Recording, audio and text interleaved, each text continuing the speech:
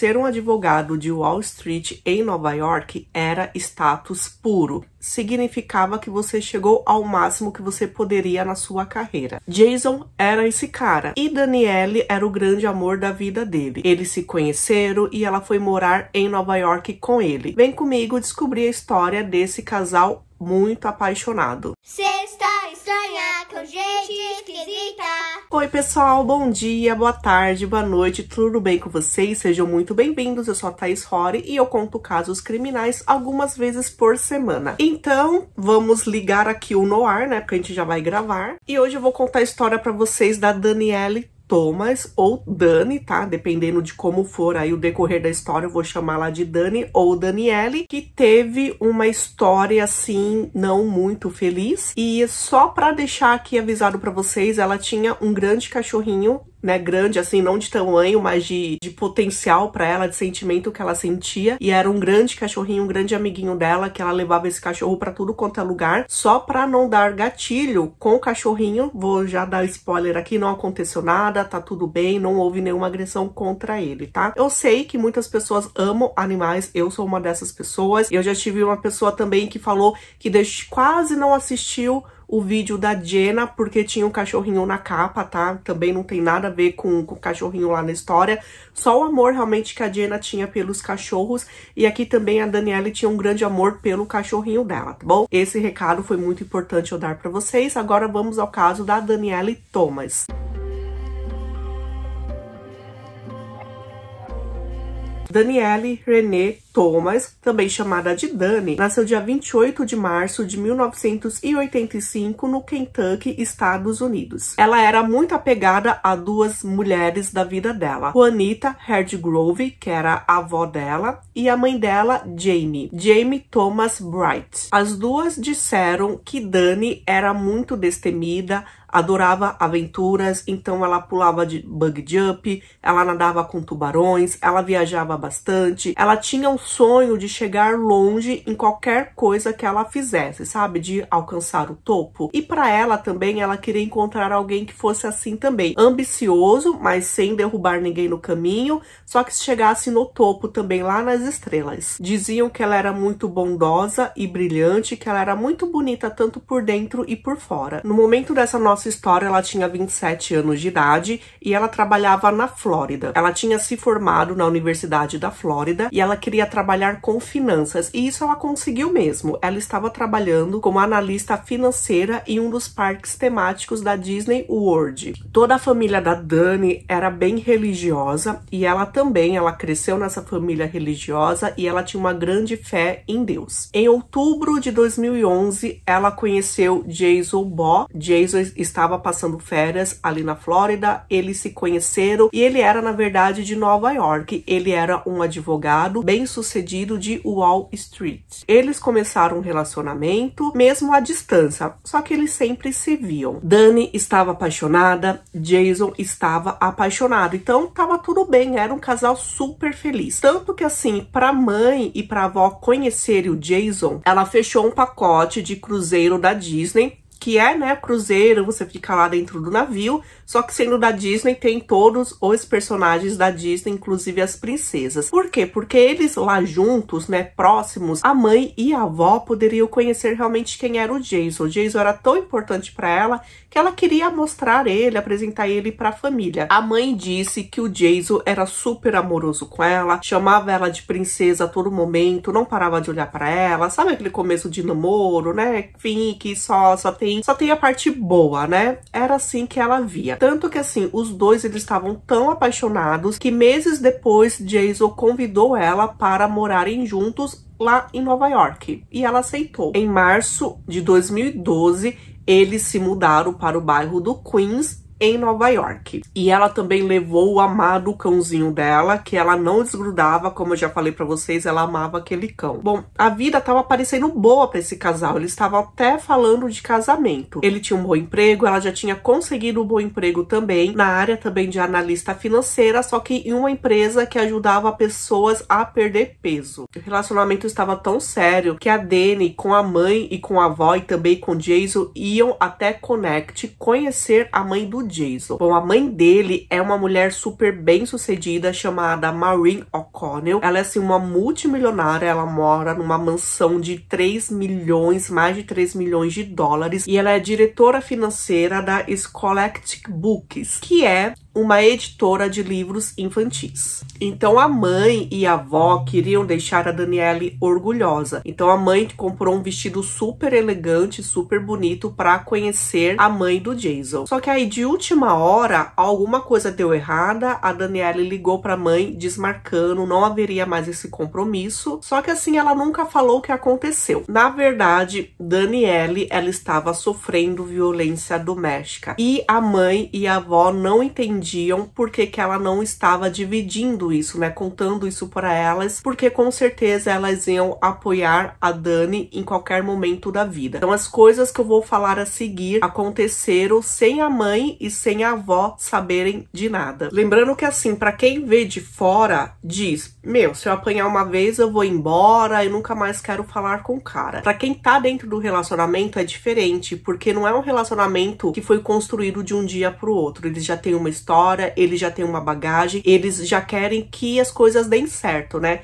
Então ela saiu da vida dela que ela tinha, que era uma vida boa, perto da família, ela tinha já estabilidade financeira, e ela mudou e ela foi morar com o Jason, porque o Jason era o grande homem da vida dela. Então simplesmente virar e aceitar que, puxa, eu sofri violência doméstica, eu vou acabar com isso, não é fácil pra gente que vê de fora, né? Então tem mulheres assim que ficam anos numa violência doméstica, tem mulheres que ficam o resto da vida até o momento que o parceiro morre, e assim, a gente não tá aqui pra julgar, tá? A gente não pode apontar, porque cada pessoa tem uma história. As pessoas, além de ficar dependentes financeiramente, quando não é isso, no caso da Dani não era, elas são dependentes emocionalmente, né? Então elas confiam numa coisa que vai dar certo e de repente não dá. E como que ela iria falar pra mãe e pra avó que deu errado, né? Uma coisa que todas confiavam que ia dar certo, e a avó e a mãe adoravam o Jason, né? Então todas essas coisas assim, a pessoa coloca lá na cabecinha dela e elas não querem destruir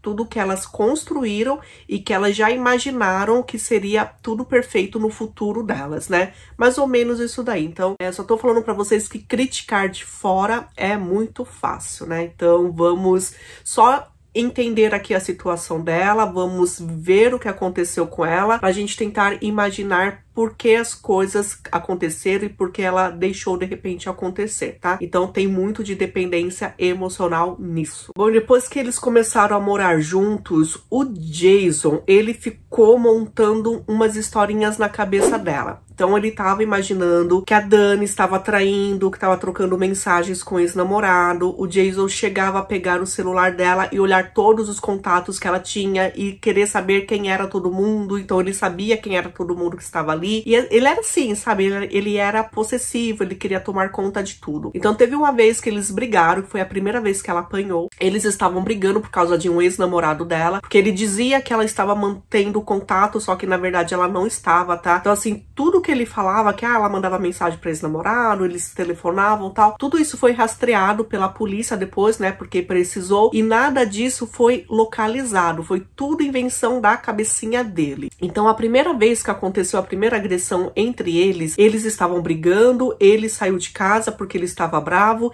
e ela resolveu ir atrás dele. Nisso que ela segurou o braço dele, ele só virou pra trás e deu um tapa nela. E ele disse que ele ficou chateado com isso, então ele resolveu ir embora, continuar andando, mas ele voltou pra casa e ela estava lá porque ela queria que as coisas dessem certo e meio que ficou tudo bem. Dani acreditou que ele nunca mais faria de novo, que é realmente o que todas acham. Então pra vocês verem como as coisas aconteceram muito rápido, ela se mudou, eles começaram a morar junto em março de 2012. Em maio de 2012, dia 24 de maio, 2 vizinhos do casal telefonaram para a polícia porque estava tendo uma briga doméstica dentro da casa deles. Então, eles escutavam uma garota, uma mulher gritando, pedindo socorro e entenderam sim que ele estava deixando ela presa no apartamento. Ela queria sair e ele não deixava. Telefonaram para a polícia, inclusive depois um vizinho disse que viu quando ela conseguiu sair do apartamento correr, só que logo em seguida ele foi atrás dela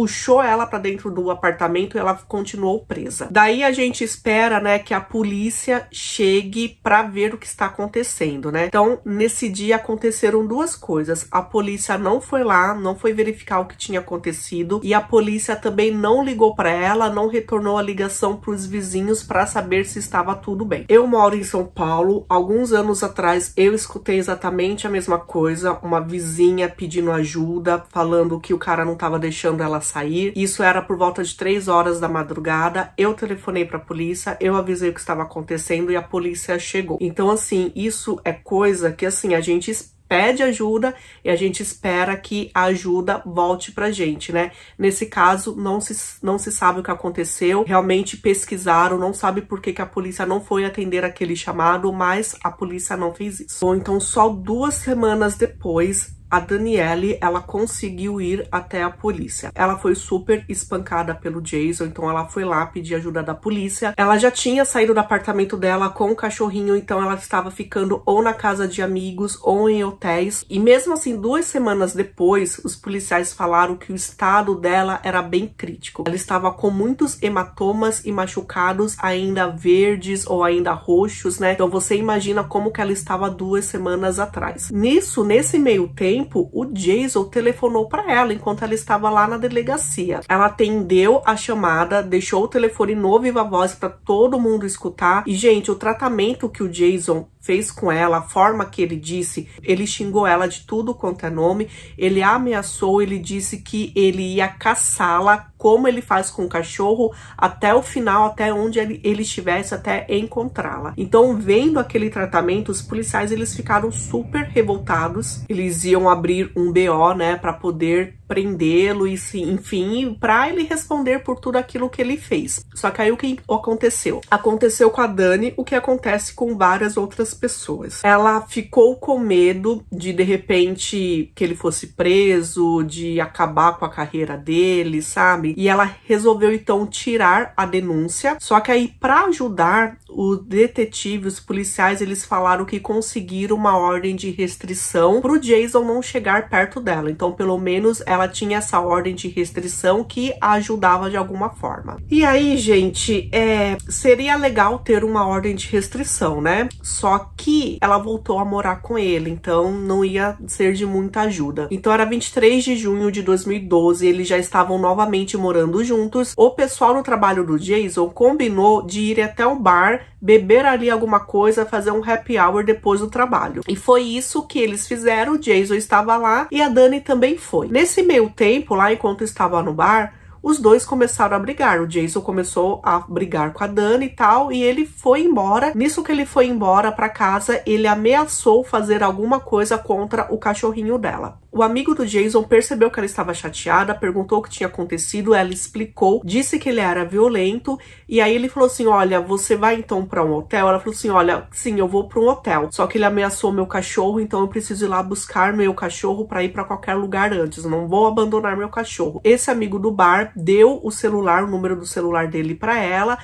já gravou no celular dela e ele disse, olha, precisando de qualquer coisa, me liga. Aí, gente, se você diz pra alguém que provavelmente vai precisar de ajuda, se você diz pra ela, se precisar de ajuda, me ligue, por favor, esteja disponível no telefone. Então, às 2h15 da madrugada, ela chegou ao apartamento deles para resgatar o cachorrinho e 16 minutos depois ela já estava ligando para emergência. Só que assim, ela não estava ligando de propósito, falando no telefone, olha, eu preciso de ajuda. Estava acontecendo toda uma briga lá de fundo e ela deixou o telefone ligado e ela imaginou que quando alguém escutasse que ela estava pedindo ajuda, iriam até lá, só que não foram. Então, quando a atendente atendeu, dizendo, moça, qual que é a emergência? Ela estava falando pro Jason, por favor, me deixe ir, só me deixe embora, por favor, me deixe ir. Ela imaginou que quem tivesse do outro lado ia perceber que ela estava precisando precisando de ajuda. Não está claro o que realmente aconteceu, porque que aquela ligação ela não foi continuada, ela não correram atrás daquela ligação. Isso foi às 2h31 da manhã. Às 3h20, a Dani telefonou para aquele amigo do bar, só que ele não atendeu. Então ela deixou uma mensagem na caixa postal. Bom, então nessa ligação é possível escutar o Jason de fundo zombando dela e ela tentando acalmá-lo. Então guarde esse momento, guardem essa ligação que mais pra frente a gente vai falar dela. Quase 2 dias depois, a polícia de Nova York recebeu um outro telefonema. Dessa vez era o próprio Jason. Ele disse que ele estava preocupado com a namorada dele porque eles tinham brigado alguns dias atrás e ele tinha saído de casa, só que ele não conseguia mais falar com ela, ele não tinha mais notícia dela. E aí eles pediram para ver se estava tudo bem com ela. Então os policiais eles fazem isso, né? Lá nos Estados Unidos, quando pedem para verificar se a pessoa está em segurança, eles vão até o local onde elas moram e conseguem ver isso. Então os policiais eles foram até o apartamento, eles entraram, eles escutaram um cachorro latindo bastante. Eles entraram no apartamento e viram que o apartamento estava super organizado, não tinha nada fora do lugar, estava super limpo e arrumado. Então eles foram nos cômodos até que eles chegaram até o banheiro e viram uma mulher dentro da banheira. O cachorrinho estava latindo muito ali para essa mulher na banheira, meio que protegendo ela ou pedindo ajuda. Eles tiraram o cachorrinho para verificar, né, como estava aquela moça. Ela estava deitada na banheira, ela estava sem roupa e ela estava com a cabeça abaixada, com o cabelo cobrindo toda a cabeça dela, né, todo o rosto. Eles imaginaram então que tinha acontecido algum acidente, que ela caiu e que por isso ela estava lá, porque ela estava com um machucado na cabeça, só que verificaram que ela já estava sem vida. E aí começaram a ver as coisas estranhas. Perceberam que o quê? Que a banheira ela estava vazia, ela não tinha água,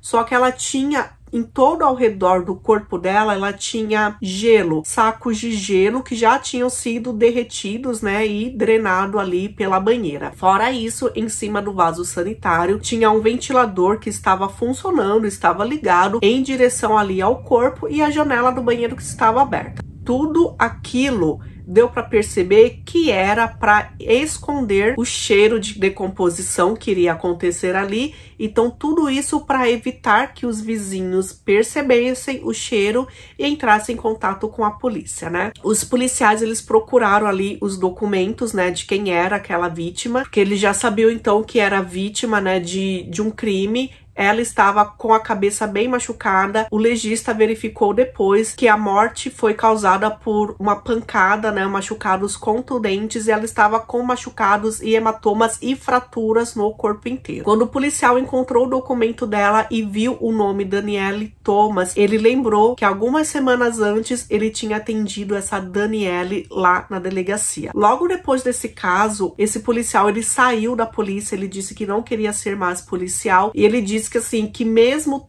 todos os casos da vida dele, esse foi o caso que fez ele tomar essa decisão. Uma pela brutalidade que aconteceu, que ele viu toda aquela cena, e outra por quê? Porque ele como policial, ele não conseguiu ajudar, então para ele foi um baque assim muito grande. Além das coisas dela, também foi fácil encontrarem a ordem de restrição, né, que havia contra o Jason, e eles encontraram um buquê de flores com um recadinho, e esse recadinho era do Jason para ela, falando que a amava e que eles sempre ficariam juntos. Fora isso, encontraram um bilhete no próprio corpo dela. O Jason tinha deixado um bilhete perto do braço dela, onde ele dizia: foi um acidente, foi um acidente, foi um acidente, eu sinto muito. Aquilo foi um crime e Jason estava desaparecido e foragido. Os policiais verificaram o Jason saindo do apartamento, indo até uma loja e comprando materiais de limpeza. Por isso que o apartamento estava tão limpo, ele tinha limpado toda a bagunça que ele fez antes de ir embora. Ele também pegou o celular dela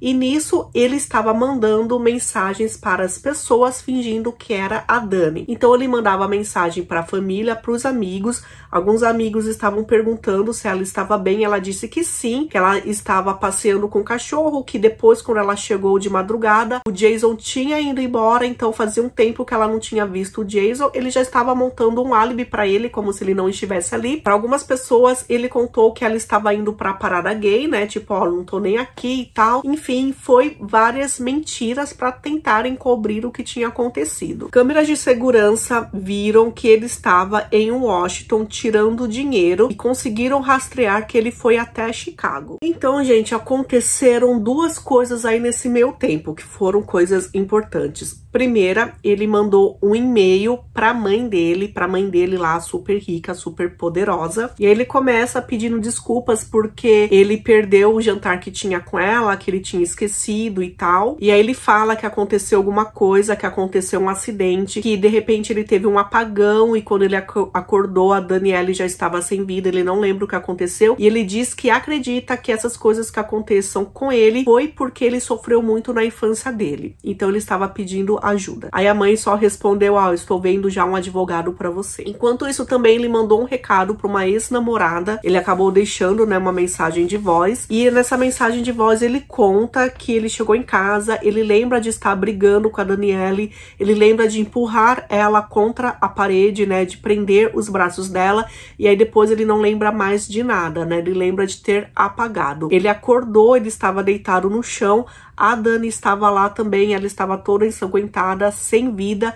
Ele começou a chorar porque ele percebeu o que ele tinha feito. E aí, sem pensar direito, ele resolveu, né, fazer toda aquela cena. Colocar o corpo dela na banheira e fazer todo aquele teatrinho. E ele pediu, por favor, para que essa amiga não contasse isso para ninguém, que ele era inocente e não contasse isso para ninguém. Só que ela, óbvio, não fez isso. Ela entrou em contato com o policial, ela mostrou a gravação, né, pro policial, e aí eles conseguiram rastrear então, que poxa, ele está com o celular da Dani, foram rastrear o celular da Dani, nesse meio tempo viram que ele já tinha voltado para Nova York, encontraram ele em um restaurante e ele foi preso. Então 5 dias após a morte da Dani, ele foi preso e acusado. Bom, pros policiais ele contou a mesma história que ele deixou na gravação pra ex-namorada, que ele não lembrava que tinha tido um apagão e aconteceu tudo aquilo. Depois que ele foi preso, ele entrou em contato, né, claro, com a família, e ele tinha um irmão mais novo. Ele pediu pro irmão mais novo entrar na rede social dele, né, através da conta e da senha, e deixar explicando o que aconteceu. E aí, a desculpinha dele, que ele deixou lá, foi culpando o estresse, o álcool, o abuso que ele sofreu na infância, que o pai dele abusava dele. E aí ele diz que conforme foi morando com a Dani, descobriu que ela era uma mentirosa compulsiva, que ela dava atenção para todos os homens que ela via, inclusive homens novos, inclusive ex-namorados, que ela só fazia isso, vivia correndo atrás de homem. Por causa disso, ele acabou ficando inseguro, abusivo, e ele percebeu que ele tinha que ter ido embora, só que ele amava e estava totalmente apaixonado por ela. Então, a culpa foi dela. Então, o julgamento de Jason Baugh começou em fevereiro de 2014. Foi um julgamento longo, que durou 7 semanas. Então, assim, ele não estava se declarando inocente, né? Ele falou que realmente ele fez tudo aquilo, só que ele queria culpar uma doença que descobriram que ele tinha. Então, se provasse realmente que ele tinha essa doença, que a culpa foi dessa doença, do apagão que ele teve, ele receberia uma pena bem menor. Então, né, gente, a mãe dele, que era super rica, tal, ela não apareceu nenhum dia do julgamento, só que ela pagou toda a defesa dele, e ela também contratou, né, a defesa contratou os advogados, enfim, um psiquiatra super top, assim. Eu não lembro se eu vou achar o nome dele aqui, mas ele é um cara que ele escreve, que ele dá apoio, na verdade, para os roteiristas criarem os assassinos daquela série Law and Order. Então, tipo, o cara é o bambambam. Então, a defesa do Jason usou que ele sofria de um distúrbio raro chamado distúrbio explosivo intermitente, que é uma doença mental rara, onde a pessoa está calma, daqui a pouco ela explode, ela passa por apagões e aí ela não sabe o que ela fez. Esse médico aí especialista, ele se chama Bardet, e ele disse que é como se o Jason fosse o Hulk, sabe? Você tá bem, de repente você explode. É meio ridículo, né, de aceitar, só que é isso realmente o que acontece. E aí eles foram investigar a infância do Jason e descobriram, através de documentos, que lá atrás, realmente, desde quando ele era criança, ele sofreu várias coisas, ele tem anotações de médicos, de especialistas,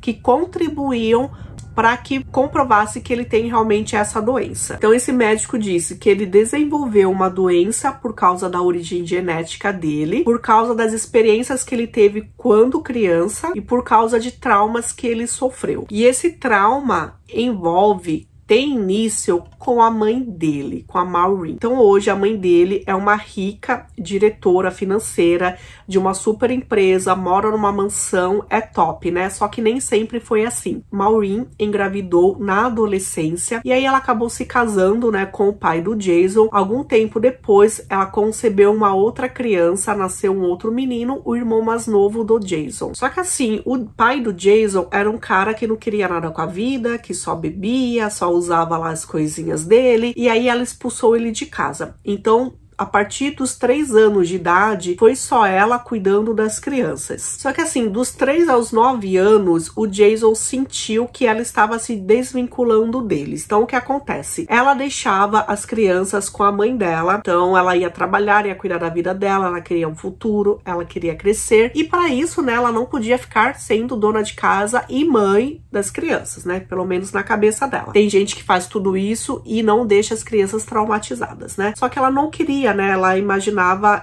dá pra perceber que ela via que essas crianças mais atrapalhavam do que ajudavam. E a avó do Jason era tida como uma pessoa esquizofrênica. Inclusive, ele disse que lembra muito dela falando sozinha, ela conversava sozinha e chegava até a fazer xixi em qualquer lugar da casa. Quando o Jason tinha 9 anos de idade, a mãe dele se casou novamente e ela não queria os filhos. Então, ela iria colocar os dois em um orfanato. Só que aí, de última hora, ela resolveu levar as crianças pro pai, que o pai morava em Miami, tipo, ó, você é o pai, você cuida. Os assistentes sociais da época relatam isso, né, em documentos e dizem que isso foi uma história muito triste, né, que de repente os filhos deixaram de ser filhos. Então o pai era um homem viciado em crack, ele era abusivo, ele batia nas crianças, ele abusava verbalmente delas, ele chegava a maltratar. Um dia o Jason achou que tinha desligado o fogão, só que quando foi ver não tinha. O pai chegou e queimou a mão dele na chama do fogão e também mostrou a arma para ele quando estava bêbado, então com medo de, né, de receber um tiro. Ele e o irmão viviam correndo, viviam escondidos, enfim, era uma vida assim terrível. Ele falava com a mãe dele ao telefone, ele pedia ajuda para a mãe dele e a mãe dele só dizia: "Ah, vai dar tudo certo, daqui a pouco tudo isso vai passar, que eu vou pegar a sua guarda". Só que a mãe nunca se interessou em pegar a custódia das crianças. Então, ela conseguiu pegar a custódia das crianças, só que ela não cuidava das crianças. Ela alugou um apartamento para a mãe dela cuidar dos netos, né? Que a mãe dela já era esquizofrênica, né? Então voltou a cuidar dos netos, agora eles estavam chegando já na puberdade. Então Jason falou que estava revoltado, ele saía com uma turminha errada, ele roubava, sabe? Ele tava assim, indo buraco abaixo. E ele disse que nessa época, que ele tinha uns 13 anos de idade, ele odiava a mãe, odiava, sério, ele era muita raiva que ele sentia dela, que era disso que ele lembrava, desse sentimento.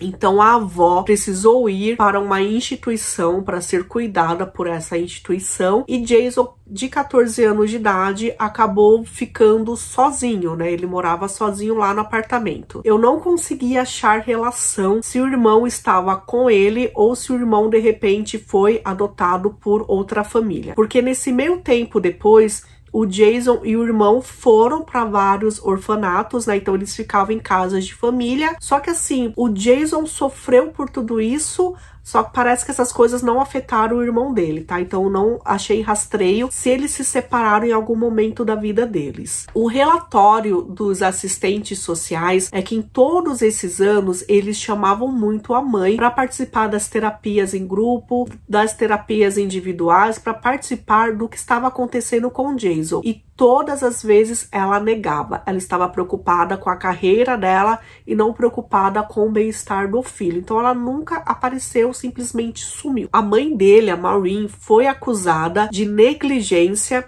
e de abandono. Então, o que ela fez? Quando ela foi responder a isso, ela apresentou vários documentos mostrando que Jason era violento e abusivo, que ele já tinha ido para a escola com facas. Então, meio que assim, aceitaram que ela não era negligente, porque na verdade ela fazia isso para se proteger do filho, né? Então, foi isso que aconteceu. Então, quando Jason estava indo de mal a pior, ele conheceu um médico, um doutor, que também já tinha passado por problemas quando ele mesmo estava na adolescência, e ele resolveu cuidar então do Jason. Jason tinha abandonado a escola, ele convenceu o Jason a voltar a estudar, então ele fez supletivo, ele se dedicou aos estudos, daí que ele ganhou uma bolsa na faculdade e ele pôde se formar em Direito. Ele era sempre o segundo melhor aluno da turma. Então ele começou a trabalhar, ele teve namoradas, né? Falaram, inclusive, que com as outras ex-namoradas, ele era possessivo também, ele já tentou enforcar uma delas, sufocar uma delas. Então, assim, são coisas que ele já demonstrava contra o sexo oposto. E essa desordem explosiva intermitente é uma doença que existe, que encontra-se relatórios dela há mais de 30 anos na psiquiatria. Então, é uma doença que realmente existe, tá? Não foi invenção nesse caso. Além das ex-namoradas, né, falando desses abusos, um amigo dele também disse que uma vez colocou o pé numa mesinha na casa dele e o Jason automaticamente ficou com o olho assim, com a íris maior do que tudo, mudou totalmente a expressão, que esse amigo lembrou daquele romance, né, daquela história do médico e do monstro, que a gente relembra também que é a mesma história do Hulk, né, você tá calmo, de repente você explode. Esse amigo também dizia que quando o assunto era a mãe do Jason, o Jason também mudava de comportamento, ele explodia. Só que assim, Jason nunca tirou a vida de alguém antes, né? Por que a Danielle? Então, o psiquiatra, a defesa, eles acreditavam realmente em um ponto. Danielle trazia a parte boa pro Jason. Depois que ele começou a namorar a Danielle, o medo de rejeição dele foi maior. Por quê? Porque a única mulher que tinha que cuidar e amá-lo foi a mulher que mais abandonou ele, né? Foi a mãe dele. Então, ele tinha problemas com mulheres. Então, quando ele começou a morar com a Danielle, ele começou a fazer aquelas histórias que ela estava traindo, e ele tinha muito medo que ela fosse abandoná-lo, o que ela fez durante um tempo, né? Falaram que ele via a Danielle e a mãe com o mesmo sentimento. Como a mãe abandonou, ele sentia raiva, como a Danielle ia abandonar, ele sentia aquela raiva que ele tinha desde os 13 anos de idade. E tinha uma coisa também que eles falavam que ia interferir. Depois que ele começou a namorar a Danielle, a mãe voltou para a vida dele. Então ela voltou, ela queria manter o relacionamento com ele, ela conheceu a Dani, ela amou a Dani estava basicamente na mesma área financeira dela, disse que se ela precisasse de ajuda para carreira, ela iria ajudá-la. Então tudo isso, né, todo esse relacionamento com a Dani trouxe de novo a mãe dele que ele tinha perdido. Então, além de perder a mãe, ele iria perder a Dani, né? Então, olha, a cabeça dele assim tava um turbilhão. Tudo isso fez com que ele sentisse essa raiva, com que ele tivesse esse apagão e que acontecesse o que aconteceu com a Dani. Foi isso a técnica da defesa. Inclusive, além de 2 psiquiatras da defesa que aceitaram que ele tinha essa doença, o médico da acusação também aceitou que ele tinha essa doença. Então, como derrubar isso, né, na defesa? Só que aí a acusação conseguiu uma prova que derrubou ali todo mundo, que só se um jurado fosse o cara mais sem noção do mundo queria ver o Jason fora das grades. Então a gente sabe que ela chegou em casa às 2h15, foram mais de 60 minutos de agressão, porque às 3 e pouco ela tentou ligar pro amigo do bar, ele não atendeu. Então, gente, foi uma hora assim só de briga, né? Imagina o estresse, imagina o cansaço que ela estava. E aí lembra que eu falei pra vocês, olha, guarde esse momento da ligação que ela fez pro amigo do bar. Ela fez aquela ligação para amigo do bar, ele não atendeu, então ela deixou uma mensagem de fundo que dava para escutar ela pedindo pro Jason se acalmar e o Jason ameaçando e falando um monte de baboseiras. O Jason pegou o celular dela e viu que ela tinha ligado para esse telefone que até então ele não conhecia. Ele começou a ser mais agressivo com ela, a perguntar de quem era aquele telefone. Ela disse que não sabia, que não se lembrava. Então assim, o celular dela começou a gravar aquele momento, né? Então tem-se o momento de áudio que são os últimos momentos de vida da Danielle. Nisso ele pergunta para ela o que aconteceu e ela já está falando: me solta, eu não consigo respirar. E ela pede: me ajude, eu não consigo respirar. Então ele diz para ela: olha, você tem 5 segundos para me contar a verdade. Me conta, senão você vai morrer. Você não tem muito tempo. Nessa gravação, a Danielle está implorando pela vida dela. Nota-se que ela não consegue respirar por várias vezes, ela pede ajuda, ela está sufocando, ela afirma que o ama. Então, várias vezes ela disse que ama o Jason. E há um momento dessa gravação, há um momento de 7 segundos. São 7 segundos em total silêncio. Acredita-se que foi nesse momento que ela perdeu a vida e que depois desses 7 segundos é possível escutar o cachorro latindo 2 vezes. Essa fita foi tocada no tribunal, então as pessoas não têm acesso à fita. Em um programa de TV, eles falaram que iam tocar essa fita, então a mãe dela, da Dani, pediu por favor para que não tocasse, porque no julgamento, inclusive, quando começaram a tocar essa fita, ela saiu do tribunal e ela não queria repetir, imaginar, escutar os últimos momentos da vida da filha dela. Bom, depois desses 7 segundos de silêncio, Jason continua falando algumas coisas ainda, ele fica provocando ela. Ele diz: nossa, você é tão estúpida, você acha que eu vou parar? Eu não vou parar. Em um programa de TV, o apresentador pergunta pro especialista e fala, né, fala: poxa, tantas crianças, tantas pessoas passaram por problemas na sua infância, problemas sérios, e não se tornam assassinas, e quando crescem não tiram a vida de ninguém, né? Qual que é a diferença? E ele explica que sim, que realmente pessoas, a maioria das pessoas, ainda bem, né, elas conseguem seguir em frente, só que no caso do Jason, o que aconteceu com ele na infância, no decorrer da puberdade dele, fez ter essa doença mental. Bom, no tribunal, Jason disse que ele e a Dani eram melhores amigos, que eles se amavam, que eles planejavam casar, que ele não se lembra de ter feito isso, enfim, que ele nunca faria mal a Dani. Bom, na época do julgamento, Jason tinha 35 anos de idade e ele foi considerado culpado e ele recebeu a prisão perpétua sem direito a condicional. A avó dela lembra que a Dani costumava falar uma coisa para ela. Ela disse: Nana, chamava ela de Nana, eu prefiro morrer jovem e fazer tudo aquilo que eu tenho vontade do que, de repente, morrer velha e somente existir, né? Somente sobreviver. Então ela pelo menos tem isso no coraçãozinho dela, que a neta, né, fez tudo aquilo que queria, que ela curtiu bastante a vida, que ela aproveitou, que ela era aventureira, que ela viveu da forma que ela gostaria de ter vivido. A família de Dani acreditou que o melhor para seu cãozinho era deixá-lo com a família mais jovem. Ele continua morando em Nova York com uma amiga do trabalho de Dani, uma família com 3 crianças. Aquele vestido bonito que a mãe da Dani tinha comprado para conhecer a mãe do Jason, né, naquele dia que cancelaram o encontro, infelizmente foi o vestido que ela usou no sepultamento da filha. Tem um documentário onde uma mulher, ela entrevista, né, as pessoas que estão presas, e ela entrevistou o Jason. Gente, e o Jason não tem reação nenhuma de eu me arrependo do que fiz. Ele fala, né, da história, da infância dele, ele fala da Dani, sim, como se nada tivesse acontecido, né? Então, pra mim, uma pessoa fria. Bom, eu vou deixar aqui pra vocês um link de uma história antiga, de um caso antigo aqui no canal. Foi um dos primeiros casos que eu trouxe, porque a gente tem, né, por exemplo, essas ligações que fizeram pro 911, dessa vez não deram certo, né? Normalmente, as pessoas que recebem essas ligações, elas são prestativas, elas tomam cuidado e elas passam essas ligações adiante, né, pro policial ver o que tá acontecendo. Então, eu vou colocar um caso aqui de uma história de uma moça que telefonou pedindo ajuda,